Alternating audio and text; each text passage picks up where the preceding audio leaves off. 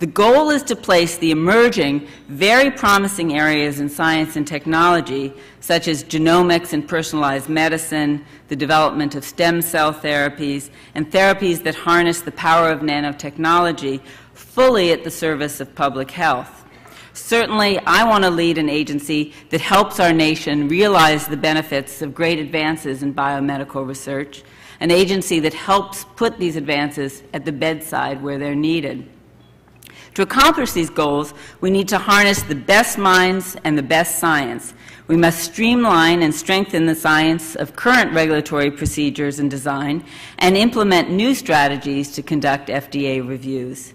Just as biomedical research has evolved in the past decades, regulatory science, the science and tools we use to assess and evaluate a product's safety, efficacy, potency, quality, and performance must also evolve.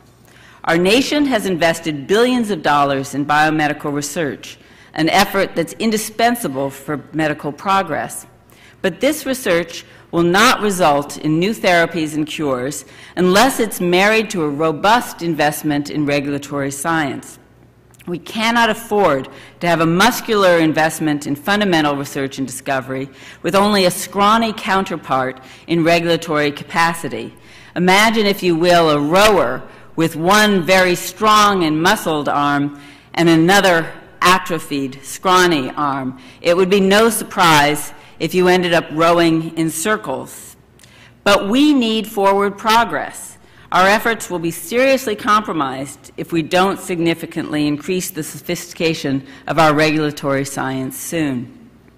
A strong and robust field of regulatory science is essential to the work of FDA, and I believe it represents an important driver of our nation's health. But it also fundamentally affects the health of our healthcare industry, and that's very important too. It is a field of endeavor that must be fully embraced by academia, industry, and government.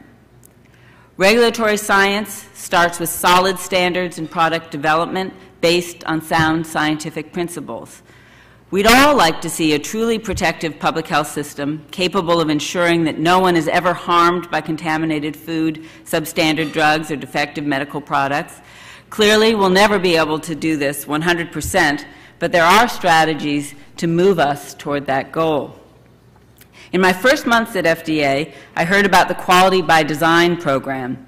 The goal of this partnership is to develop a set of best practices for implementation from the very start in the life cycle of a medical product.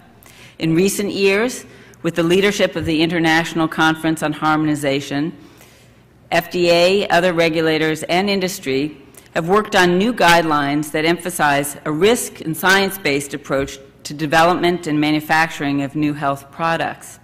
Together, we decided that companies need to understand from the start what makes a quality product, rather than determining that through testing after the fact.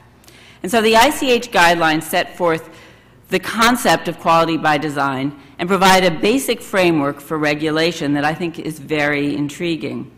What is asked for is a risk-based approach requiring that companies have as complete information as possible up front on the risks of the medical product in development and how these risks can be mitigated.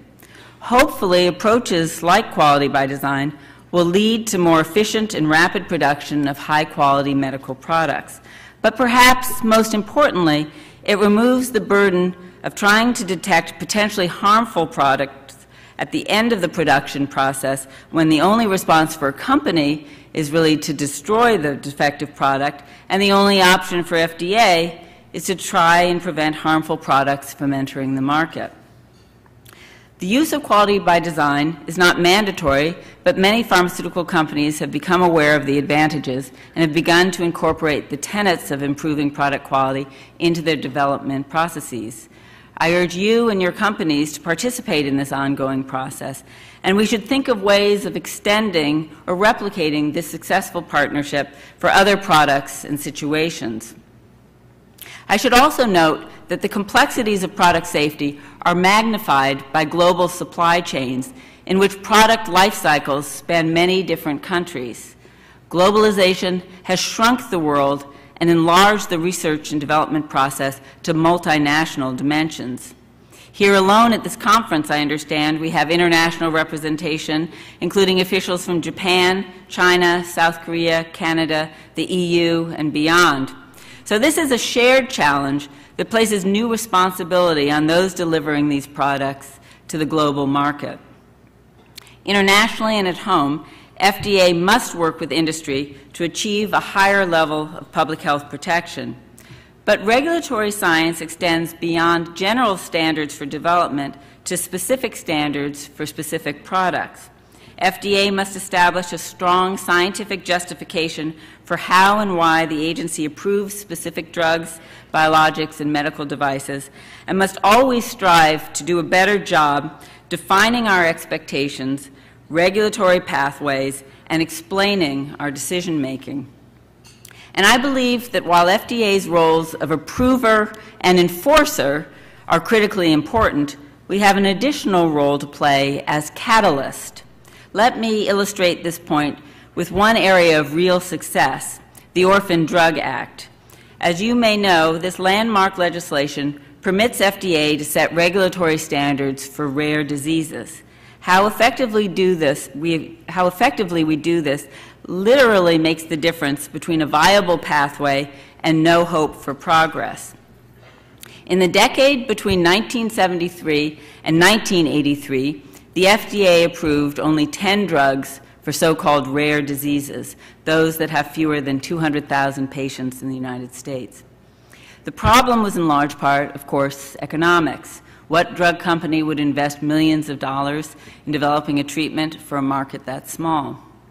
In 1982, Congress enacted the Orphan Drug Act. The law sought to provide economic incentives to drug developers where the market fell far short.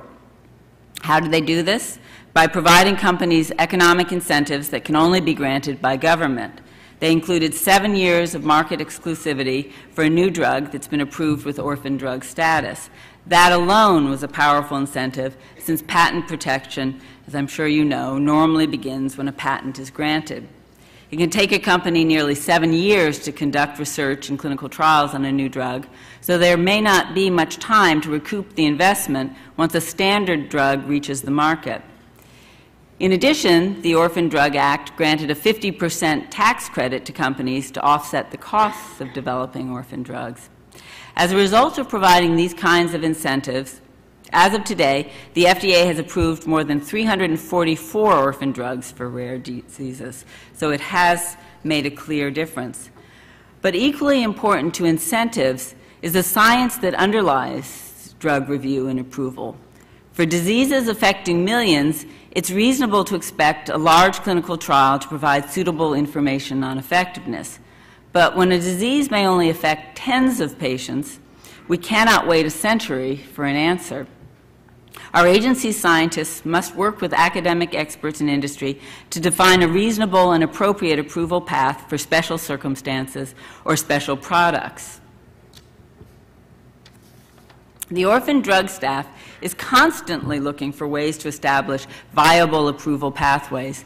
They recently designed an 8-session course for our reviewing staff on how to design clinical trials and novel clinical trial designs. And they mainly directed this at trials for rare diseases because the limited population makes them so difficult to do. But our reviewers must always be exploring and learning about the possibility of alternative methods, such as adaptive design and enrichment theories, for investigating different forms these clinical trials can take. And I'm sure that even more can be done to bring orphan drugs to market, and I'm encouraging the orphan drug team to think creatively about setting guidance for new products. But at the same time, I'd like to see strengthening of regulatory science for specific products all across the agency, not just in the orphan drug arena, so that we can have a more clear pathway for approval, faster approval, and more confidence in the outcome.